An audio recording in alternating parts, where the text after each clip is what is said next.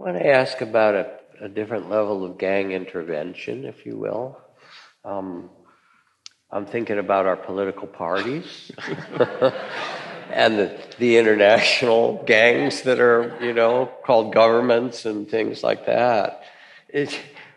What can we learn about the big, from your work, what can we learn to apply to the big gangs, to those gangs? Well, something that was said earlier about, victims and perpetrators, and suddenly you start to see differently that, I think it's about health in the end. And once it's about health, then I think it's a different ballgame. So there you have this image of Jimmy Carter, who fell in his living room and has a black eye this size, but I'm getting on a plane and flying to wherever, Nashville, because there he is building a house for Habitat for Humanity. It's an image. And then you try to imagine, with all due respect, our current president, in jeans, hammering, it's unimaginable. Even if you voted for him, it's unimaginable. But then you have a tweet that calls somebody a loser or the FBI scum or whatever it is. Choose a day, And then you try to imagine Jimmy Carter sending a text or calling anybody that. You just try. This isn't a political thing. It's just like, what is that? And people would say, well, he's a good and decent guy. Yeah, not so much. But it's not very helpful. It feels more whole to say health and not so much. And then all of a sudden you go, oh, how do we help each other move towards health? And I think I don't believe in good guys or bad guys. And mainly because I've never met one.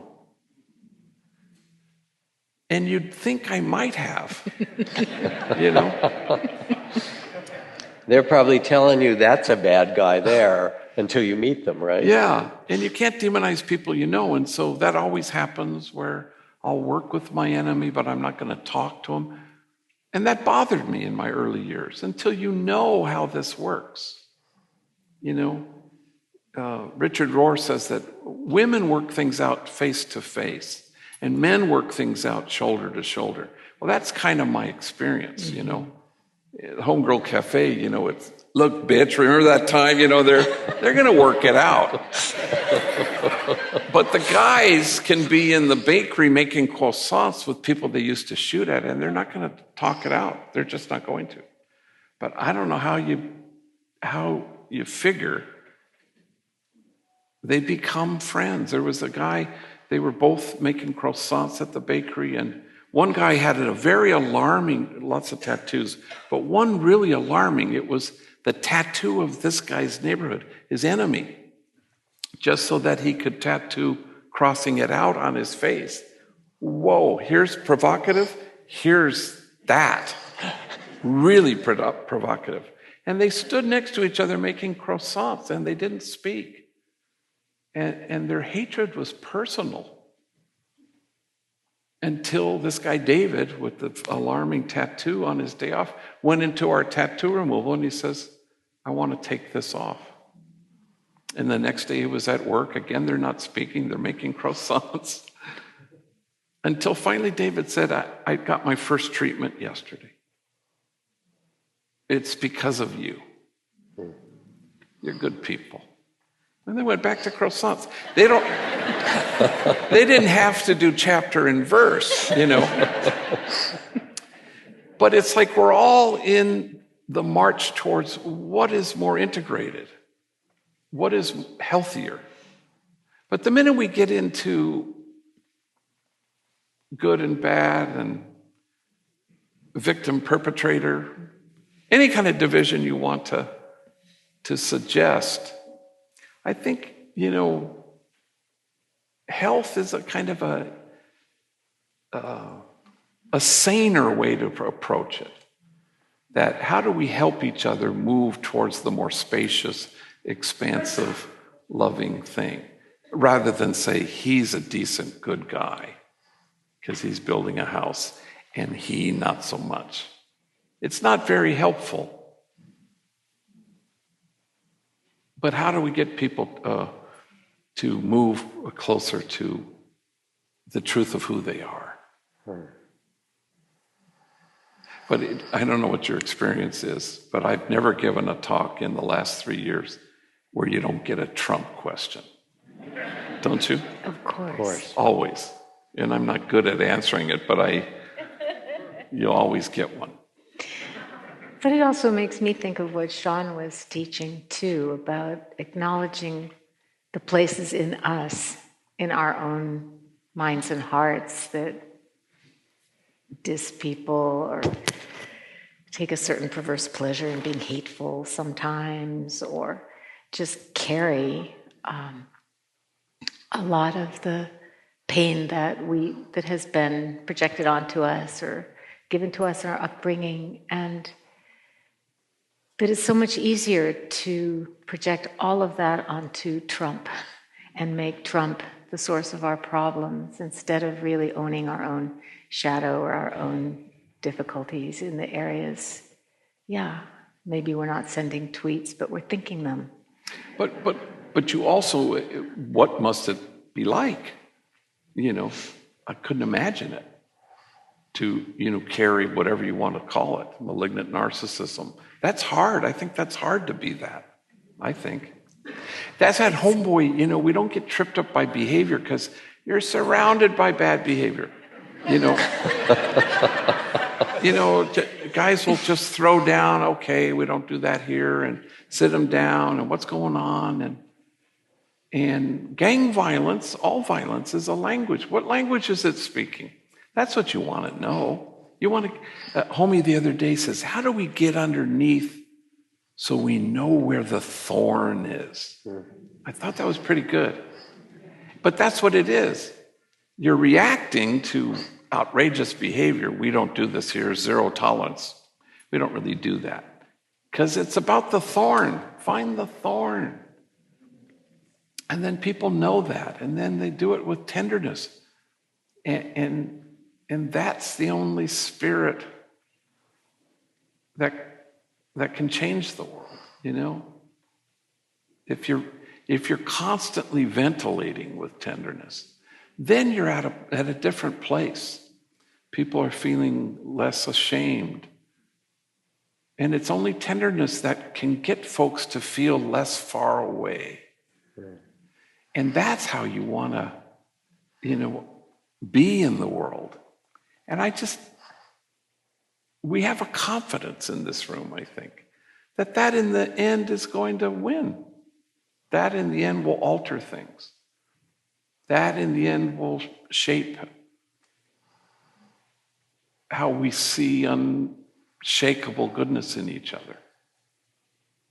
And there are no exceptions to that. And how do we help people in health have access to their unshakable goodness? Jimmy Carter, Donald Trump both share it. But not everybody has access to it. How do we help each other? Of course, the problem is it's a consequential thing, because he is the president of the United States. But apart from that, how do we help people find their truth, I loved when Pope Francis talked about a revolution of tenderness. That's right. Remember that talk? Yeah. Was that his TED talk? Yeah. He also said there that the only world worth building is a world that includes everyone. That's pretty good stuff. I just met him in November. What's he like? Well, you know, and all the homies, I would tell the homies, I'd send a picture of me shaking hands with the Pope, and I'd say, he wished you happy birthday. I would say things like that. You know, Cubole is kind of a greeting among Latino gang members. I said, the Pope says, hey, tell Jaime, Cubole, you know. Well, of course, it's preposterous. And they'd go, really? He mentioned me? And then I didn't know what to do. I didn't know how to retreat. I said, yeah. So it was like 200 people, mainly Jesuits, all these folks. We were at a conference. So, you know, you go up and he's so present and he's so gentle and he's just, the smile won't leave. And I said whatever I said, you know. In Spanish, I said, thank you for your leadership, you know. And he just smiled broadly. And I suppose it was me, but it sounded like he said, next, you know, but I'm sure he didn't. I'm sure that was my own insecurity, but it was funny to keep sending him to homies, you know, and or bringing it back up because I try to remember birthdays. And I'd said, here he is wishing you, saying, I'm glad he was born. You know, I mean, it's preposterous on one level, but the fact that they were so gullible on another level means how much they wanted to hear was kind of quaint, you know.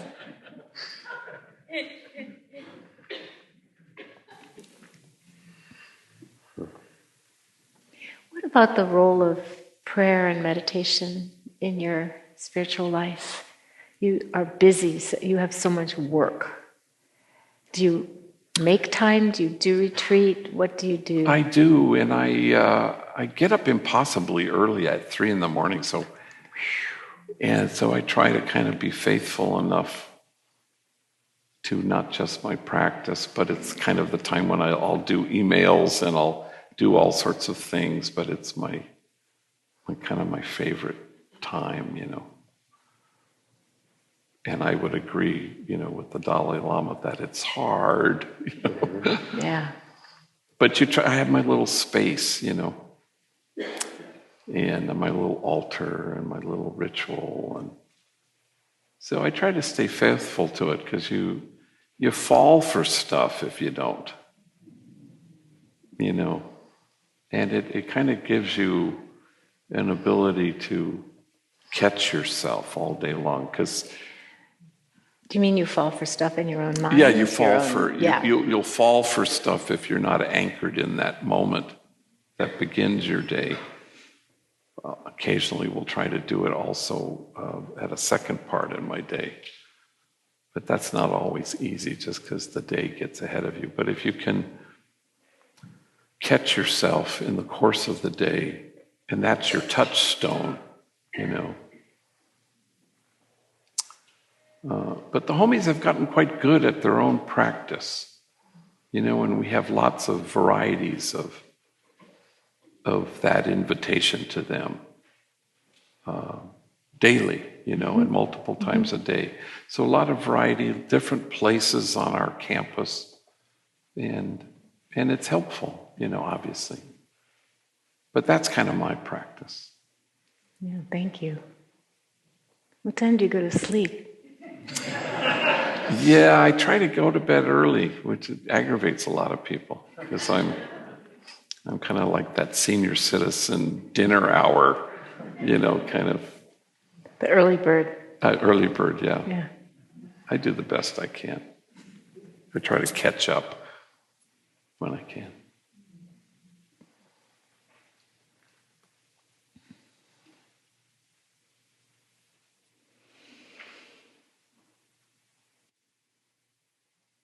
I feel so blessed for all of us to sit here together with you. Thank you.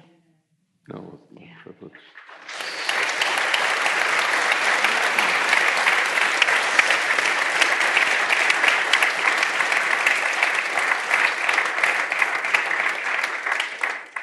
When I grow up, I want to be like Father G. I was really struck when you said that self-absorption is the place of sadness. Because I've always thought of it as self-absorption as or being just encapsulated in our thought world is the place of loneliness.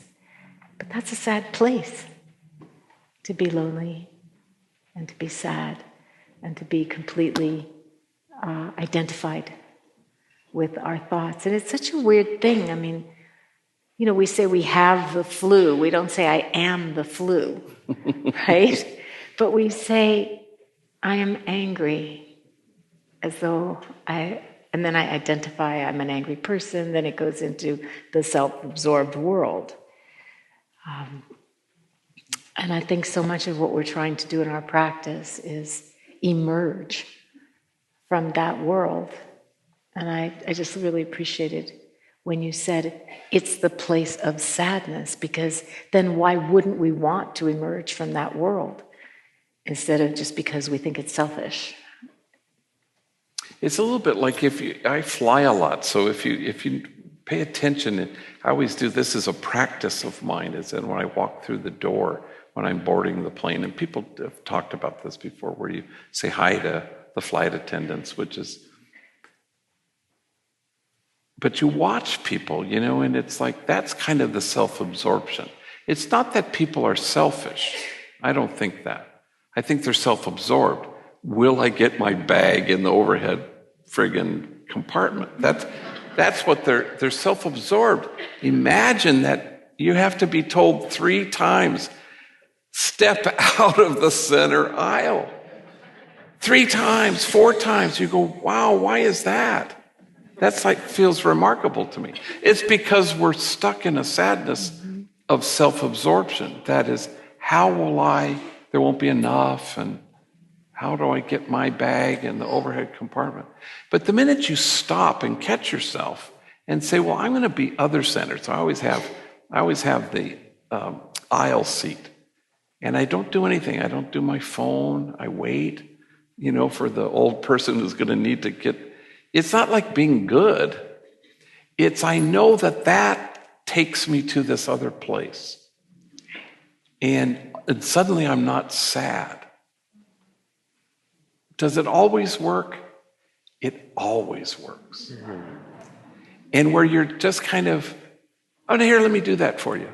You know, whatever it is, because planes are dicey kind of places, you know, and you're just irritated at the gate, you know. But then you bring this intentionality that once you move beyond, I'm going to help somebody, you know, put their bag up or whatever. Then you move to, and I'm going to choose right now to love being loving. Now, having said that, I'm an introvert, so I'm not going to have a conversation. I don't really do that. I'll have my book. But at least when we're boarding, I force myself to be kind of this other way. That's easier to do at my office with gang members than it is with fellow travelers on a plane. But that's where I because otherwise you have to say, this is a bad person because he's standing in the aisle. Doesn't he see he's got 43 people behind him? No, he's stuck, and we're all stuck in a kind of a self-absorbed sadness that we can help each other out of and point beyond ourselves to this other place of initial happiness and eventual joy. And so it's kind of a paradigm of how we are in the world. But we get stuck the minute we just say, this is a bad person who is selfish and not thinking about all the people. But then at Homeboy, we talk about mysticism. We say that mysticism is our core competency because it's seeing the wholeness of people, that you want to have this mystical fluency. So the title of my next book, which I haven't written yet, but I do have a title that my agent and my editor and my publisher at Simon Schuster, all 3 hate it. So it's a good one. I think I'm onto something. And it comes from, I was testifying for a homie that I've known for a while, mainly from being locked up, and he was being, they wanted to deport him after 10 years in prison to Uzbekistan. And he came here with his mother at like 9 years old. And they landed on the east side, and this kid at 9 years old, grew up near this Latino gang and got into a Latino gang. And so somehow the family said, can you come and testify so they don't deport him? And they didn't. So I came back to the office after having gone to the federal building to testify on his behalf. And I see this guy, Louie, and I know they're from the same gang. I said, hey, do you know this guy, David? And I say his name. Oh, that's my dog right there, which is a good thing.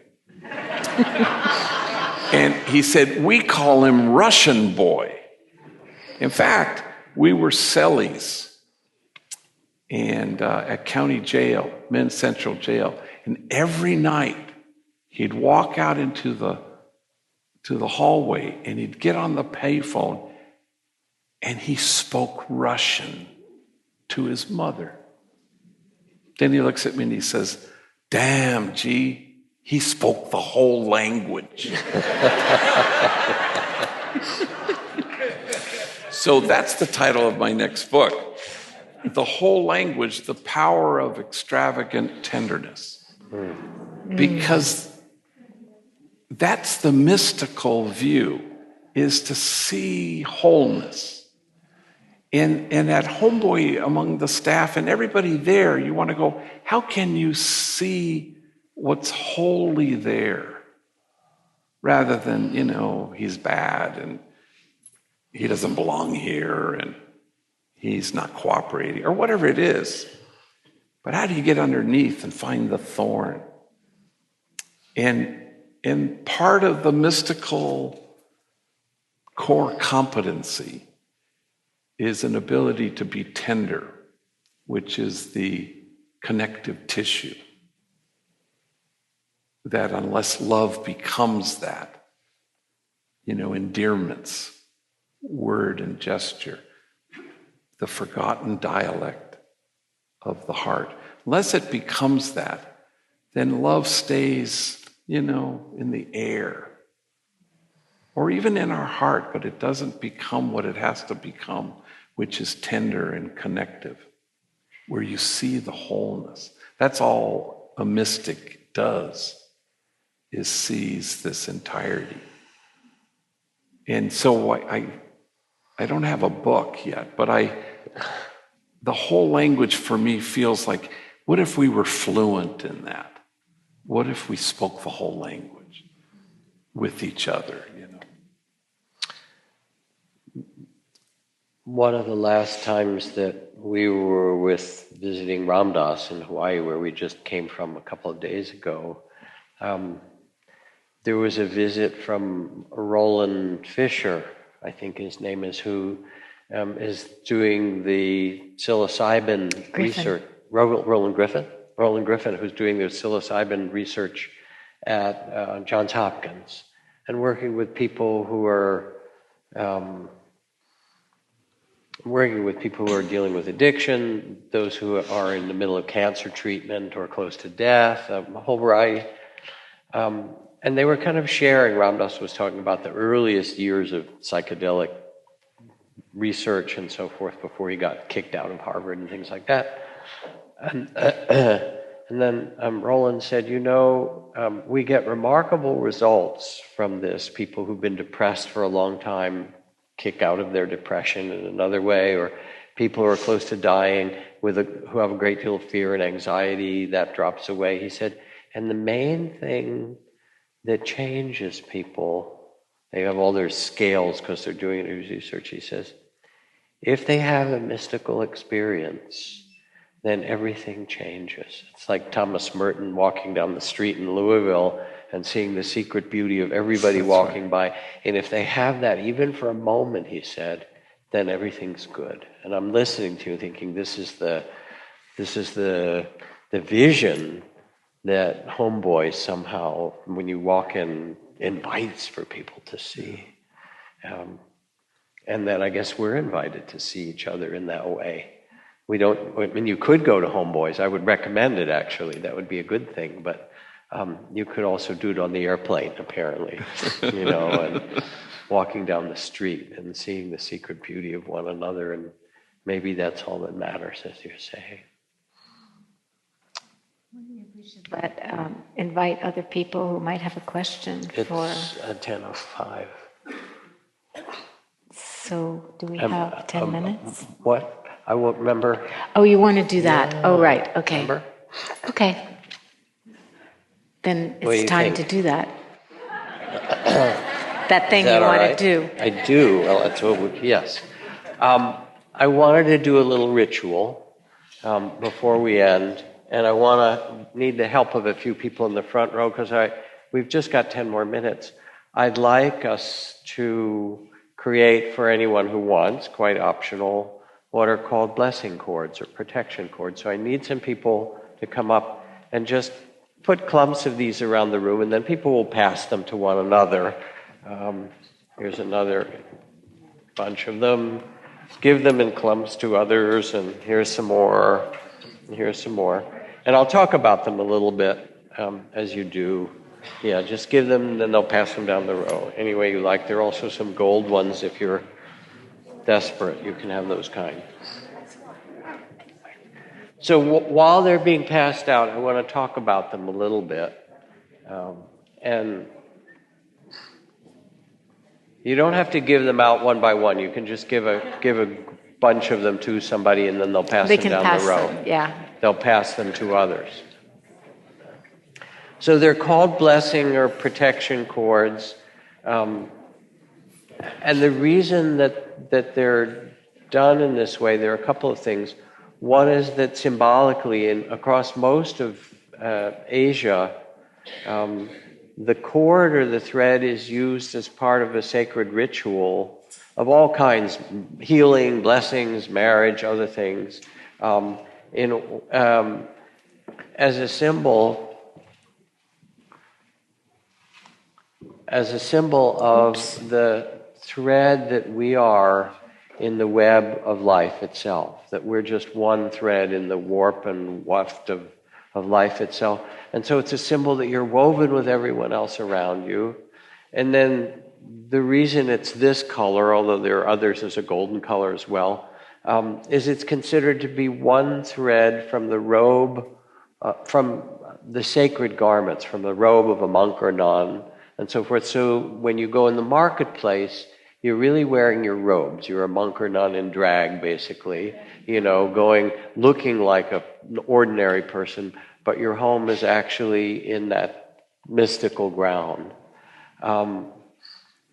And for us to do these, there's a little process that we have to go through. In Buddhist tradition, it's in Zen, you sit at the beginning of your sitting and you take the bodhisattva vow.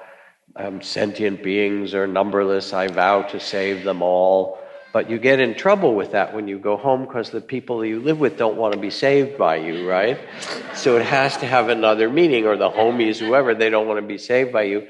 And really what it means is setting the compass of your heart in a direction that is where you want to be, how you want to use this life for yourself.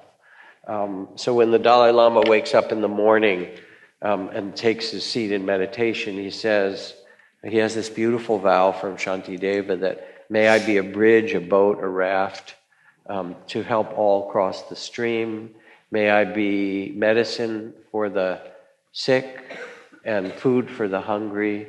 May I be a resting place for the weary. May I be a lamp for those lost in darkness, so that we all awaken together as long as earth and sky and galaxies exist, until all are liberated. Some little vow like that. There's a modern version of it that I love that comes from Diane Ackerman, where she writes, "In the name of daybreak and the eyelids of morning and the wayfaring moon and the night when it departs, I swear I will not dishonor my soul with hatred, but offer myself humbly as a guardian of nature, a healer of misery, a messenger of wonder, and an architect of peace. So to make these chords, I want to ask you to close your eyes for a moment and get quiet. And if you were to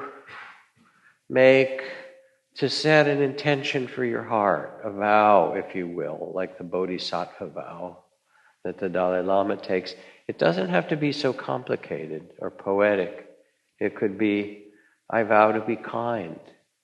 I vow to see the beauty in every being, the secret beauty behind the eyes of every being I meet.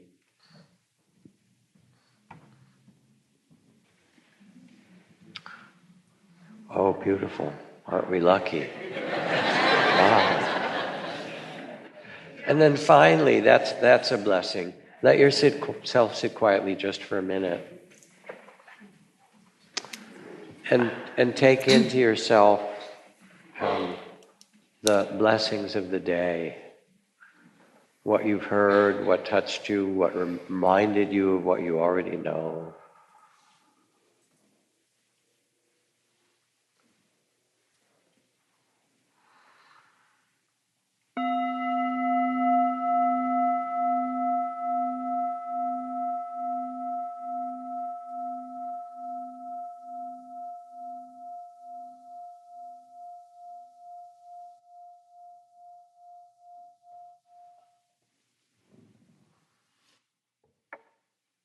I want to thank Father Greg so much for your generosity and kindness to come here.